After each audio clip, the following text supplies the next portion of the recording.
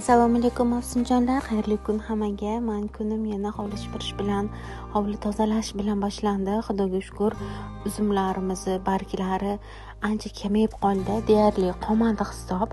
Yomg'ir shamollardan keyin mana shu oxirgi eng ko'p barglarini qopga solyapman. Qani endi shu videoga o'xshab tezda shifirlasam. Ustimdagi jiletga rahmatli bujonimning jiletkalari olib kelgan edim. Issiqqina maza qilib kiyapman.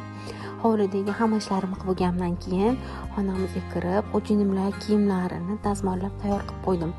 O'jinimning kiyimlari tayyorlangan. Dazmol bo'lmagan tursa, sirazi gapiraylar, achchiqlari chiqadi.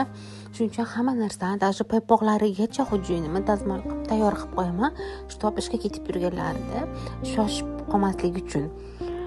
Ko'pincha Muhammad Solih bilan balam injiq. Uxlagan paytida hamma ishlarimni tezda qilib olaman. Meni asosiy ishim uyimdagi ishlarimni qilaman xolos. Ovqat qilishim mumkin, keyin hovli supurishim mumkin, shu xolos.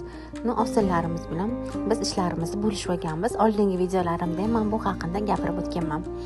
Hamma ishlarimni qilib bo'lgandan keyin oshxonaga ovqat qilish uchun chiqdim, qizlarjonlar. Ovqatni ham tezda qilmasam bo'lmaydi, chunki Muhammad Solih shu darajada menga qilay bo'lib yopishib oldida, ishonasizlarmi? Даже 1 minutga mendan ajralmayapti. Hattoki qaynatamga, ya'ni opoqisiga ko'nardida. Opoqisi bilan 1 soat, 2 soat indamay o'ynab o'tirgan bola umuman ko'rmay qoldi. Faqat menga qilay bo'lib qoldida. Qaki bo'lsa billo olib yuribman endi o'g'limni. Bilmayman bu o'g'limni ukachasi tug'ilsa nima qiladi. Qanday maraddom deb aytsam, bu bola qanday chidaydi, hayronman.